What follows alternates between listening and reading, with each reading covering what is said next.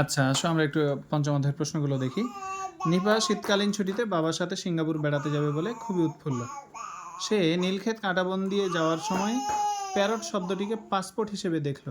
নিপার বন্ধু তমাল হইচই শব্দ শুনে বাইরে এসে দেখল রং বেরাকের পোশাক পরিহিত একজন বিশাল দেহি ফেরিওয়ালা হাঁক দিতে দিতে দ্রুত সামনের দিকে অগ্রসর হচ্ছে।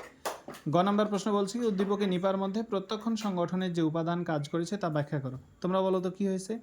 সে প্যারটকে পাসপোর্ট দেখেছে, এটা কি ঝোঁকের কারণে।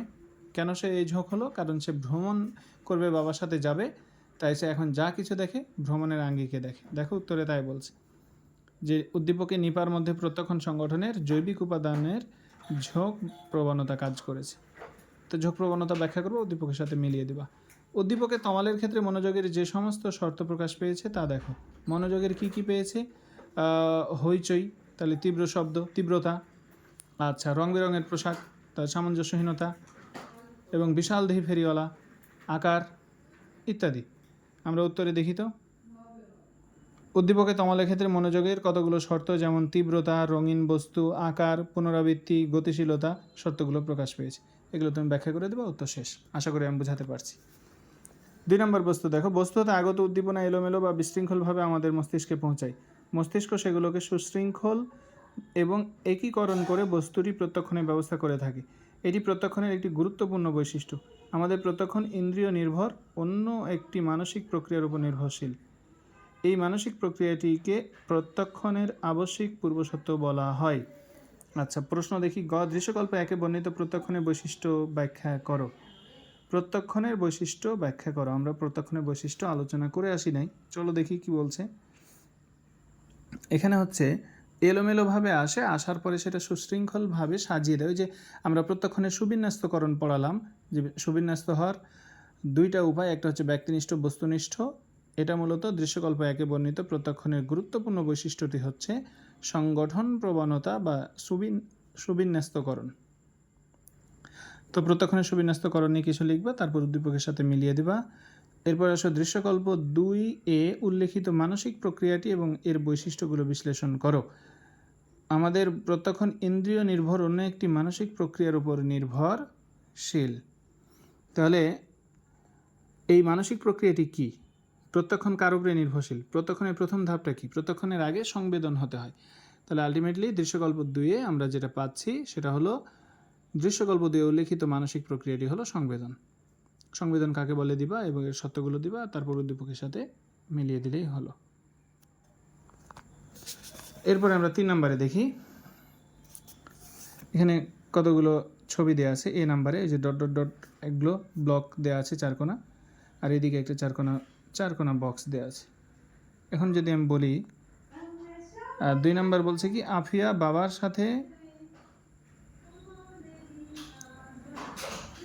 সাথে আমেরিকা বেড়াতে যাবে বলে অত্যন্ত উৎফুল্ল। সে নিউ মার্কেটের সামনে দিয়ে যাওয়ার সময় প্যারট শব্দটিকে পাসপোর্ট হিসেবে দেখলো। এটা আমরা একবার পড়ে আসছি।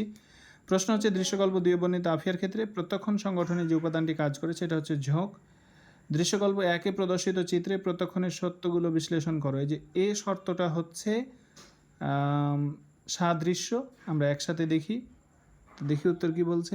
দৃশ্যকল্প 1 এ ও বিতে প্রদর্শিত চিত্রে প্রত্যক্ষণে যে বস্তুনিষ্ঠ শর্তগুলো বিদ্যমান তা হলো সাদৃশ্য এবং প্রতিসাম্য।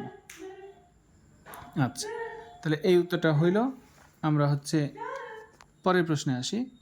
দৃশ্যকল্প 1 রিপন মেলায় গিয়ে বড় বড় বাতি, উচ্চস্বরে গান এবং নতুন খেলনা দেখে আকৃষ্ট হলো। নৈকট্য, চাহিদা, সাদৃশ্য ইত্যাদির মাধ্যমে আমরা প্রত্যক্ষণে সুবিন্যস্তকরণ করে থাকি। গ নাম্বার বলছে রিপনের মেলায় মনোযোগে যে ধরনের সত্যের প্রকাশ পেয়েছে তার আরও 3টা সত্যের বর্ণনা দাও। তো রিপন মেলায় গিয়ে বড় বড় বাতি দেখেছে মানে আকার, উচ্চস্বরে গান মানে তীব্রতা, নতুন খেলনা মানে নতুনত্ব দেখে আকৃষ্ট হয়েছে। তোমাকে আরও 3টা দিতে বলেছে। তো আরও আছে, পুনরাবৃত্তি আছে, গতিশীলতা আছে, তারপরে আর কি যেন আমরা পড়লাম, সেগুলো থেকে 3টা দিবা। ঘ নাম্বার বলছে কি দৃশ্যকল্প 2 প্রত্যক্ষণের সুবিন্যস্তকরণে জাতীয় আর কোন উপাদান রয়েছে? নৈকট্য, চাহিদা, সাদৃশ্য। আচ্ছা, নৈকট্য, চাহিদা, সাদৃশ্য। এরপরে আছে হচ্ছে ফাঁক পূরণ, প্রতিসাম্য, সাধারণ ধর্ম, এগুলো আছে। আবার কি আছে? এটা তো গেল বস্তুনিষ্ঠ। আরও আছে ব্যক্তিনিষ্ঠর মধ্যে আছে, এই দুই রকমই। ওই যে দেখো ঘ নম্বরে দৃশ্যকল্প 2 প্রত্যক্ষণের সুবিন্যস্তকরণে বস্তুনিষ্ঠ এবং ব্যক্তিনিষ্ঠ উভয় জাতীয় উপাদানের কথাই বলা হয়েছে, আমরা সেগুলো আলাপ করে দিলেই হবে। আচ্ছা, এই প্রশ্নটা দেখো, এটা গতবার আসছিল মনে হয়, মানে 22 সালে আসছিল, তো তখন অনেকেই এই প্রশ্নটা বুঝতেই পারে নাই। এই যে দেখো, এটা একটা ঘটনা, চেতনার কেন্দ্র আর একটা ঘটনাকে সার্কেল দিয়ে চেতনার কেন্দ্র আরেকটা সার্কেল দিয়ে চেতনার প্রান্তে অবস্থান দেখাচ্ছে। আচ্ছা, তুমি বলো তো, সংবেদন ও প্রত্যক্ষণের মধ্যে কোনটা আমাদের কেন্দ্রে অবস্থান করবে চেতনার, আর কোনটা হচ্ছে প্রান্তে অবস্থান করবে? অবশ্যই সংবেদন প্রান্তে অবস্থান করবে, চেতনার কেন্দ্রে অবস্থান, মনোযোগের ক্ষেত্রে আমরা বলছিলাম কি, মনোযোগ অনেকগুলো উদ্দীপকের মধ্য থেকে আমরা যে জিনিসটাকে প্রত্যক্ষণ করতে চাই সচেতনভাবে, সেটাই হচ্ছে মনোযোগ। এটা ছিল সংজ্ঞা। তাহলে দেখো, চেতনার প্রান্তে অনেকগুলো বিষয় এসে হাজির হয়েছে, এখান থেকে তুমি যে বিষয়টাকে চেতনার কেন্দ্রে আনবা, ওই জিনিসটাই হবে মনোযোগ। এখন আমরা প্রশ্ন দেখি। দৃশ্যকল্প 1 প্রদর্শিত চিত্রটি ব্যাখ্যা করো। দৃশ্যকল্প 1 প্রদর্শিত চিত্রটি হলো মনোযোগ প্রক্রিয়াকে নির্দেশ করে। আচ্ছা, মনোযোগ সম্পর্কে আলাপ করে দিলেই হলো। আমরা দৃশ্যকল্প 2 আসো। উদ্দীপক ইন্দ্রিয় ও প্রাথমিক অনুভূতি দিচ্ছে, তারপরে কিছু একটা হবে, তারপরে সি এর ব্যাখ্যা বিশ্লেষণ করছে, তারপরে এটাকে আমরা কি বলবো। তো এখন আসো, উদ্দীপক তোমাকে উদ্দীপনা দিচ্ছে, তারপরে তুমি কি করছো, ইন্দ্রিয় মাধ্যমে একটা প্রাথমিক অনুভূতি আসছে, আসার পরে কোথায় আসছে? নিশ্চয়ই আমরা যে নিউরনের যে কাজ, উদ্দীপনা বহন করে নিয়ে আসে মস্তিষ্কের দিকে, এই স্নায়ুপথ, এই স্নায়ুপথে নিশ্চয় আসবে। আসার পরে কি হবে? সে এর ব্যাখ্যা বিশ্লেষণ করবে। তো ব্যাখ্যা বিশ্লেষণ যখন করবে, তখন সেটা কি হয়ে যাবে?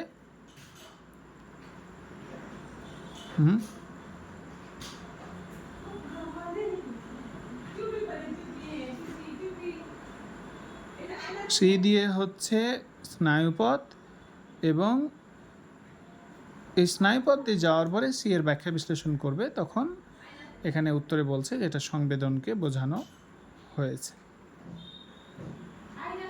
আচ্ছা, আমরা আরেকটা উদ্দীপক দেখার চেষ্টা করি। আমরা 2 মিনিট উদ্দীপক দেখবো, যে কয়টা দেখতে পাই। রাহা, রোমা ও বেলি সমুদ্রের তীরে বেড়াতে গিয়েছে। সৈকতে কিছু কিছু ছেলে বল খেলছে, রাহার দৃষ্টি বলের দিকে, কিন্তু সাইরেনের শব্দে সে সমুদ্রের জাহাজের দিকে তাকাল। অন্যদিকে রুমাকে সমুদ্র তীরে ঝাউ গাছ, বিভিন্ন রঙের ফেস্টুন ও হাতি বিমোহিত করছে, কিন্তু বেলি সৈকতের জাহাজ দোকানগুলো দেখছে, কারণ তার জামা ও পুঁতির মালা কিনতে হবে। তো রাহার মধ্যে মনোযোগের কোন কোন বৈশিষ্ট্য ফুটে উঠেছে? রাহার মধ্যে মনোযোগের নির্বাচন ধর্মিতা। আচ্ছা, আমরা আলোচনায় মনোযোগের বৈশিষ্ট্য নিয়ে কথা বলি নাই, কিন্তু এই রিলেটেড প্রশ্ন এসেছে, তোমরা সুযোগ পেলে মনোযোগের বৈশিষ্ট্যটা একটু পড়বা। আচ্ছা, রুমা ও বেলির মনোযোগের সত্যের ভিন্নতার তুলনামূলক আলোচনা করো। আচ্ছা, চলো দেখি তুলনামূলক আলোচনায় কি বলছে। রুমার মধ্যে আকার, নতুনত্ব, রঙিন বস্তু, এবং বেলির মধ্যে আগ্রহ, প্রেষণার মতো মনোযোগের গুরুত্বপূর্ণ কিছু শর্তাবলী রয়েছে। কি ছিল? রুমা ও বেলি সৈকতে, আচ্ছা সমুদ্র তীরের ঝাউ গাছ, মানে বড় বড় ঝাউ গাছ, আকার বিভিন্ন রঙের, তাহলে রঙিন বস্তু, ও হাতি বিমোহিত কিছু, এটা আকারের মধ্যে হতে পারে। আচ্ছা, কিন্তু বেলি সমুদ্র সৈকতের দোকানগুলোতে দেখছে, কারণ তার জামা ও পুঁতির মালা কিনতে হবে। তাহলে বেলির মধ্যে আগ্রহ ও প্রেষণা, তার আগ্রহ হচ্ছে জামা কিনতে চায়, এবং সেটা তাকে মোটিভেট করছে, প্রেষিত করছে।